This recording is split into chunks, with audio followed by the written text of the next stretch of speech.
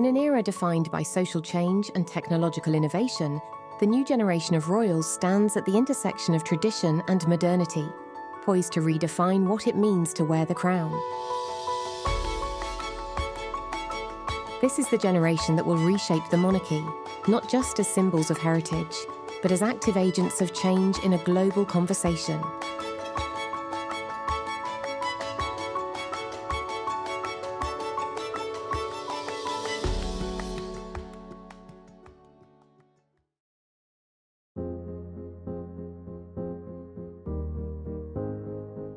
Born at Portland Hospital on the 23rd of March 1990, Princess Eugenie of York is the youngest daughter of Prince Andrew, Duke of York, and Sarah, Duchess of York. Named in honour of her royal heritage, Eugenie has always been closely tied to her family, both in title and in spirit. Her name, Eugenie Victoria Helena, comes from a generation long ago. The Duchess, who had a caesarean operation just a week ago, looked remarkably well as she emerged from the Portland Hospital, ready to give the world a first glimpse of a new royal baby. Princess Eugenie was fast asleep, blissfully unaware of her celebrity status. The first wispy evidence suggests she'll have her mother's red hair. The Duke was given responsibility for the baby, while the Duchess went to talk to some of the crowd. She made a special effort to chat to an 82-year-old lady who had waited outside the hospital for 2 weeks. It's nice to see them. I love the babies. Why do you follow them? Why do you like them so much? I love the royal family. Nobody can say no wrong about them. While the Duke was left holding the baby, the palace announced she would be called Eugenie Victoria Helena. So where does the name come from? Eugenie was one of Queen Victoria's granddaughters, whose name was taken from the wife of Napoleon III. Victoria really needs no explanation. Helena, her third name, comes from Victoria's third daughter. The man who takes a special interest in recording royal names likes it. I find it quite a pretty name, pleasing to the sound and pleasing to look at as well, and a dignified name for a princess. The Duchess, well known for her sense of humour, has chosen a name so unlikely the bookies didn't even offer odds on it. Her parents divorced when she was just 6 years old. However, Eugenie's childhood remained grounded in family.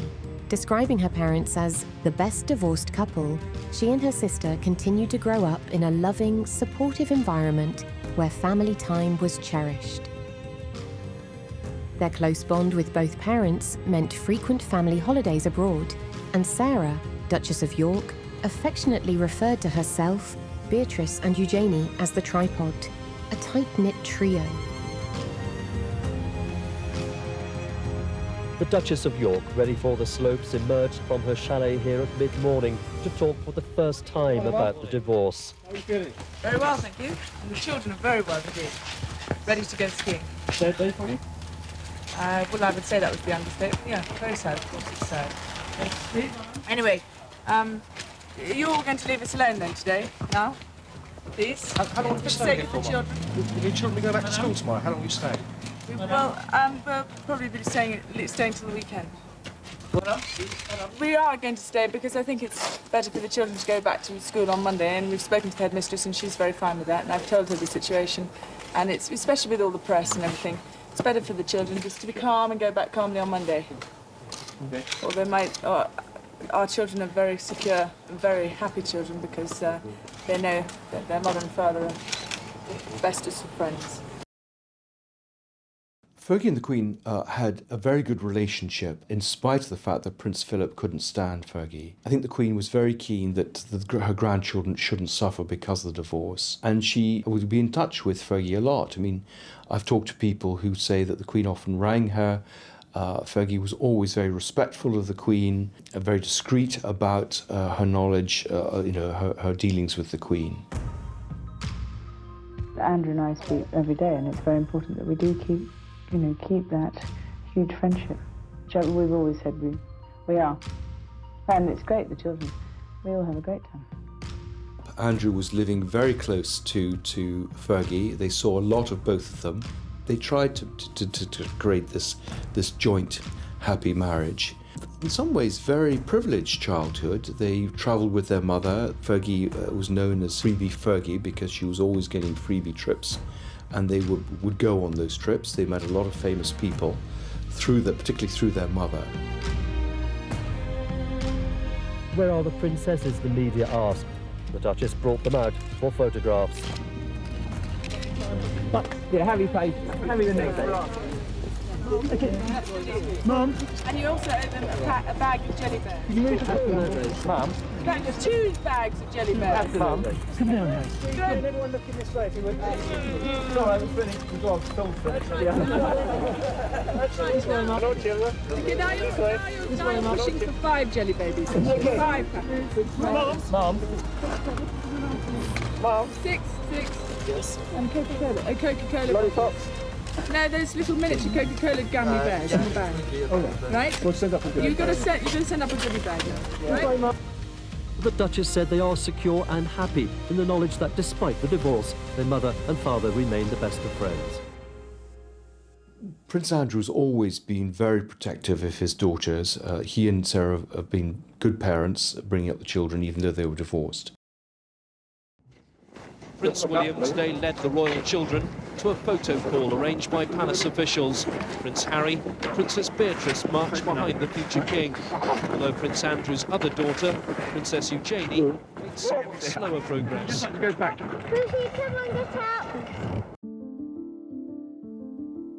At the age of 12, Eugenie faced a life-changing surgery to correct scoliosis, a condition that required the insertion of titanium rods into her spine. Courageously, she recovered fully and chose to embrace her journey, a decision that would later shape her public life. Eugenie's surgery and its success became a powerful testament to her resilience, and the scar she proudly displayed on her wedding day is now a symbol of her strength. When Eugenie was 12 years old, she had surgery for scoliosis on her back. That was to straighten her spine. It was something that she'd been dealing with for quite a few years. And this left quite a prominent scar, actually. And when she got married, she made sure that her wedding dress didn't actually cover the scar so that it could be seen, which was a really beautiful thing, actually, because it's a part of who she is.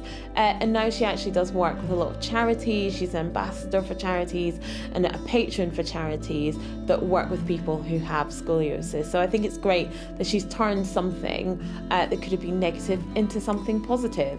And Beatrice and Eugenie are very good at doing that. I had scoliosis of the spine when I was 12 years old, and the hospital corrected it for me. So without them, I wouldn't be standing the way I am. So it's thanks to them that I'm here. So I want to give it back to them.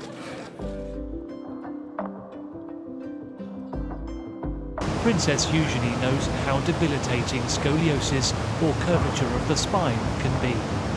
I've got 2 12-inch rods and 8 screws going up my back, keeping me straight, and they've fused together with my spine, so now I can't really live without them.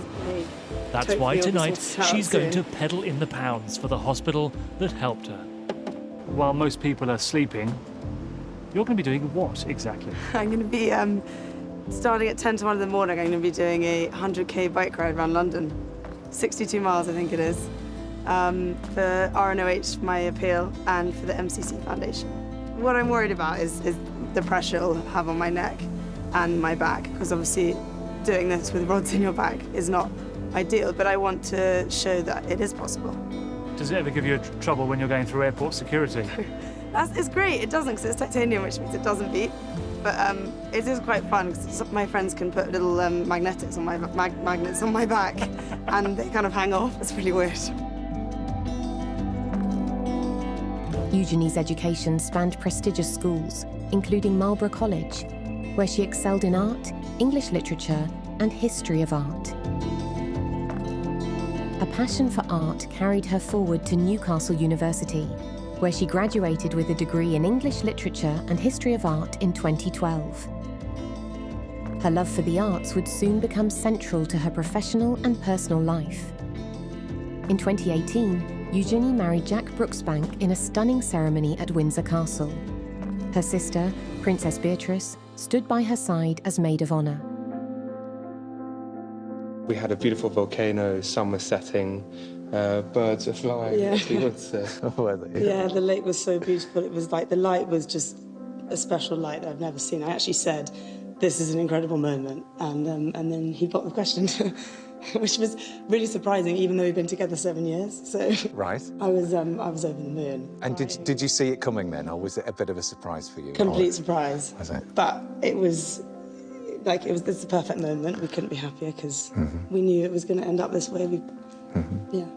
No, it was amazing. With a deliberate choice, Eugenie wore a gown that showcased her scoliosis scar, making a statement about body positivity and self-acceptance. A powerful moment in royal history. I mean, the wedding dress has so much detail that in many ways, of course, that wonderful, that very dynamic, very dramatic V-shaped neckline and back view is such a key feature of the dress. And we learned from Princess Eugenie that that was very much something she had in mind from the word go, from the outset when she was thinking about what her wedding dress might look like. And I think the response to that was quite overwhelming and really struck a chord with a lot of people, which was a really beautiful thing to come out of a wonderful day. But the dress also has many other details, the wonderful fabric that was specially woven, this bespoke fabric with entwined symbols which are of meaning to the couple. And the whole design has a lot going on, and there's quite a lot of detail to see, which visitors will be able to do close up.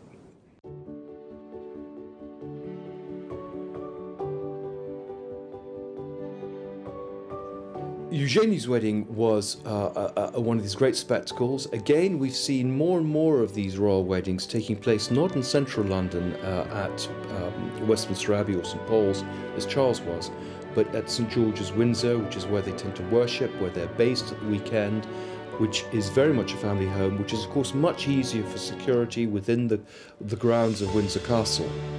Again, quite an extravagant affair for someone who'd been quite low-key. Jack Brooksbank, very much a middle-class boy, who'd been again at a sort of minor public school, Stowe, not particularly distinguished career in drink sponsorship. But, you know, was seen as a decent man. They've kept very much out of the headlines since they got married. But I think after that, that probably I think is going to be one of the last royal weddings we're going to see for a while. The next generation of royals are some 20 years away from getting married. Eugenie's journey through life has always been marked by a desire for normalcy. Like her sister, she chose not to become a full-time working royal, instead carving out a career in the art world. As a director at Hauser & Wirth, an esteemed contemporary art gallery, Eugenie merges her passion for art with her public responsibilities. Her public role is also defined by her deep commitment to charity. One of her most notable contributions is in the fight against modern slavery and human trafficking. In 2017, Eugenie co-founded the Anti-Slavery Collective with one of her close friends. Together they raise awareness, support survivors, and work with organisations dedicated to ending this heinous practice. Eugenie's philanthropic efforts extend beyond human rights. Her personal experience with scoliosis has also made her an advocate for health and environmental causes. From marine conservation to sustainable living, Eugenie is deeply committed to protecting the planet for future generations. She's been vocal in promoting awareness around climate change, making her a vital voice in the growing movement toward environmental sustainability. You were at the RNOH recently and met some young children who had scoliosis. Having been through that yourself, did that make it easier to help to identify with them? One girl lit up when she saw me. I showed her my scar and pulled my top down, and she kind of went, "Oh my God, look at you, you're standing." And she was lying down at that point. I think for me to be living proof for them, I think gives them much more confidence and hope that it's okay and you can get through this. The Teenage Cancer Trust has done an amazing job at really being the voice for teenagers or young people that are going through not only adolescence in some cases, but then moving on to then be hit with cancer and fighting for their lives. And before the Teenage Cancer Trust was around, they were there was grandma on the right and toddler on the left with a nappy change all night. So, you know, there wasn't any chance for these young people to have a voice. Mm-hmm. So this is very, very, very important to my heart. And my best friend died of cancer, my father died of cancer, my grandfather died of cancer, my stepfather died of cancer. You know, cancer is very prevalent around me. And I would, if I was young, and well, I am young, but even younger, I would think, at least if I had to go to hospital, it's a place where it doesn't smell of hospital. It's got therapy rooms, you can have music rooms, and you've got a sense of, well, okay, you know, I am in hospital, but I can get better. So that's what it means to me.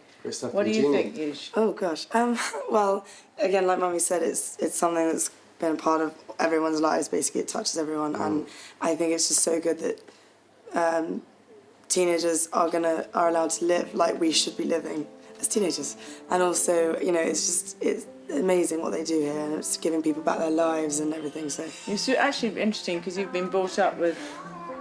She's very cool. It's fine. It's fine. You see, that's cool. That's what teenagers do. I think one of the things that the two girls inherited from their mother is a strong sense of trying to do good for others, to get involved with charities, that they can make a difference. And I think that's one of the really strong legacies from Sarah, who does have this very strong belief that she wants to make life better for other people. And so they've been very active in charities, and I think this has won them a lot of respect. My daughters are 18 and 20. There's no chance that you're going to get them to do anything they don't want to do. They're very opinionated and very strong. So they wanted to come with me, they wanted to learn. And I think Beatrice certainly has such a mission in her life to want to change the way that the children are treated in Romania. And I think she's very excited to get her teeth into this project. Eugenie was completely blown away with Turkey and now really understands every minute of her day how lucky she is. Princess Eugenie, like other members of the British royal family, has faced her share of media scrutiny, with some particularly intense periods during major public events. The 2011 wedding of Prince William and Catherine Middleton was one such event, where Eugenie, along with her sister Princess Beatrice, became a focal point for media commentary, largely due to their fashion choices at the event. At the 2011 wedding, Princess Eugenie wore a bold blue and green floral print Vivienne Westwood dress paired with a structured blue headpiece by Philip Treacy, a famous milliner. Her sister Princess Beatrice wore a blush-coloured Valentino coat dress with a now infamous sculptural fascinator, also designed by Treacy. While hats and fascinators are traditional at royal events, the sisters' fashion choices were deemed eccentric and quickly became the subject of widespread media and public mockery, particularly on social media. I think one of the clever things they did when, for example, on one occasion, a hat they wore to a ceremony was criticised, they put it up for auction and raised money for charity. So they're very good at turning bad press round to good press. I think they've learnt in many ways from the mistakes of their parents, the way to engage with the press. They're pretty astute at dealing with the press. And I think we've seen the reputations of various members of the royal family rise and fall. And I think the reputation of Beatrice and Eugenie is on the rise. Princess Eugenie shares an extraordinary bond with her older sister, Princess Beatrice. Describing each other as best friends, the two have supported one another through life's key moments. Their relationship has proven to be a constant source of strength, both personally and publicly. In a world where the monarchy is evolving, Beatrice and Eugenie symbolise the importance of family unity.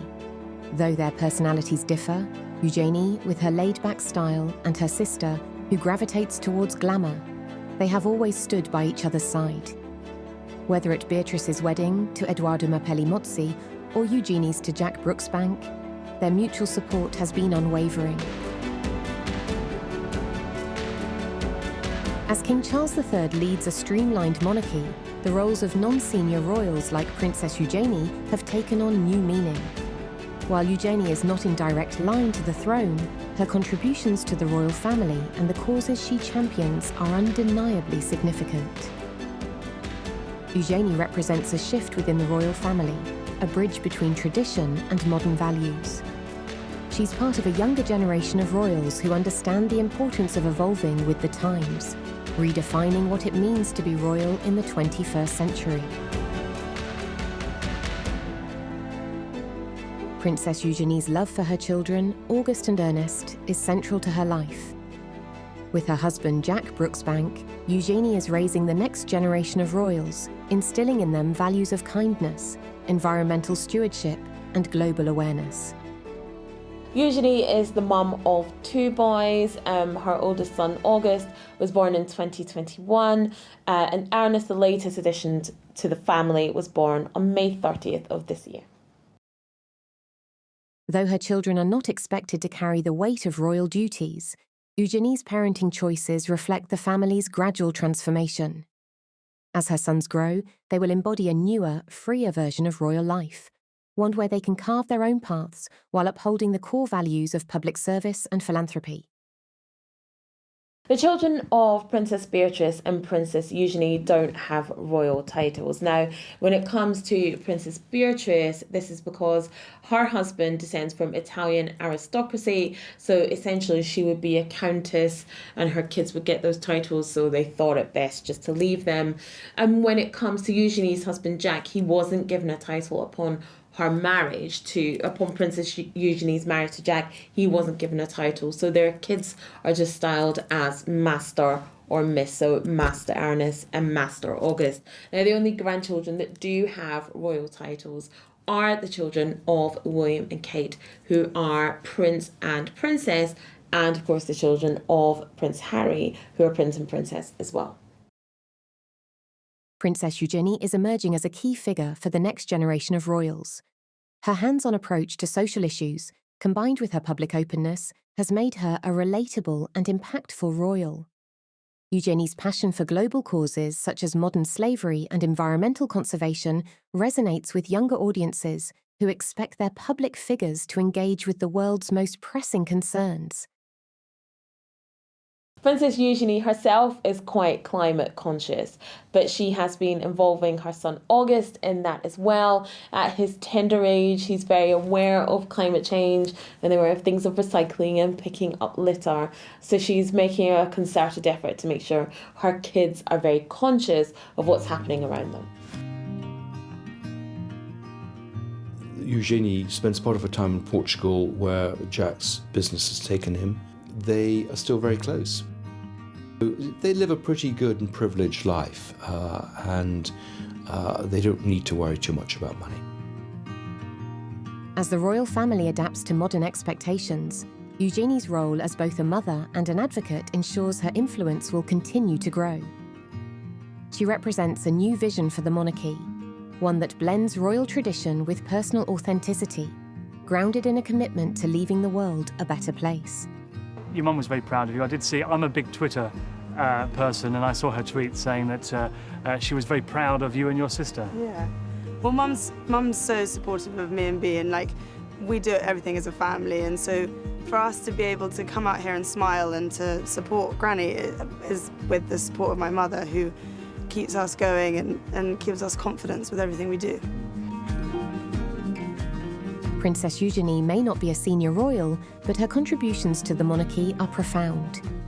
Through her work, her family, and her unwavering dedication to charity, she is helping shape the future of the royal family. A future where modern values, public service, and family remain at the heart of what it means to be royal.